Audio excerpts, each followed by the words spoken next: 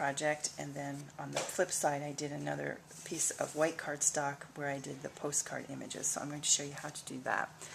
So I have another piece of white cardstock cut the same size as the front of this one, because I'm going to attach that here to the back when I'm finished. So we will create our postcard. So in the Graphic 45 Happy Haunting line of stamps, there is a postcard topper. It says postcard, and then there's a little place where the stamp would go. So we'll again use our Memento or whatever is your favorite black ink. If you're going to color with Copic, you need to have something that is Copic compatible. If you're not coloring, if you're using watercolor, you would choose your ink based on that.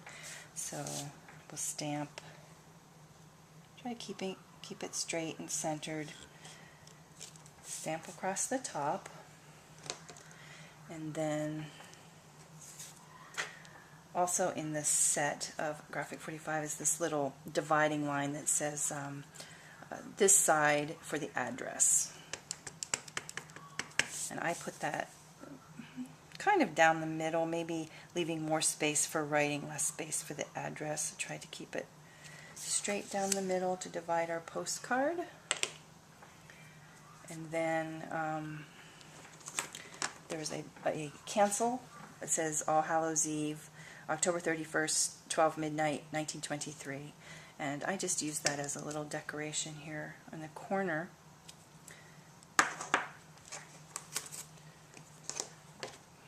There's another postcard cancel that's a little black cat with the little lines for the post office. Before I do that, that would cancel over where a stamp would go. And you could stamp an image and color it however you like, but the Graphic 45 paper, the 8x8 collection of paper, is smaller, so it has little tiny postage stamp images that are just the perfect size for here. So I've cut one of those out. Now you could just trim it out with scissors, or you could take a pair of, I have a pair of scissors that cut a postage edge.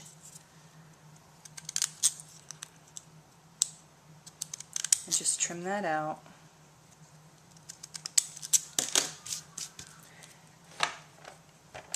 Use a little bit of adhesive and stick it right where the stamp would go.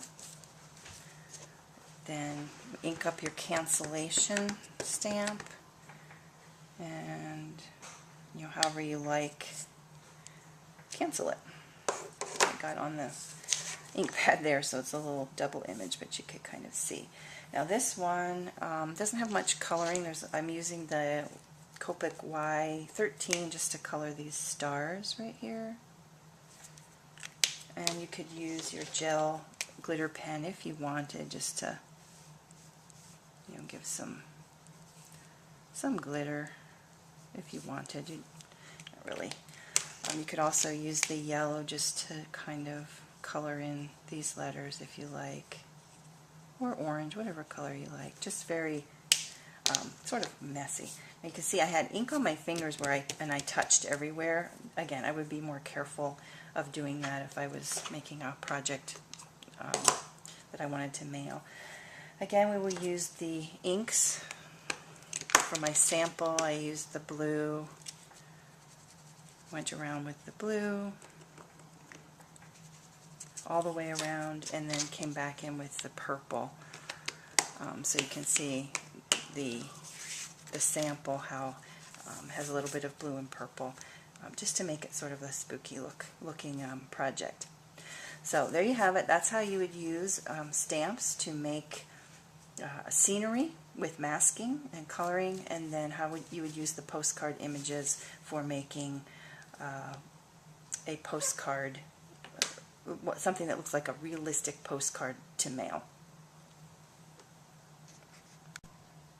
I hope you enjoyed this little tutorial for making scenery with masking and making your own postcards, postcard fronts and postcard backs. Here's another look at our little pumpkin guys, all colored, and then a look at the back of the postcard You could leave the image off and put an actual stamp on there for the Postal Service will mail these. This is postcard size, suitable for United States mail. So I hope you had fun with my first stamping tutorial, video tutorial, and if you have any questions, please get in touch with me through Graphic45 or through my blog at gloriascraps.blogspot.com. Thanks for watching.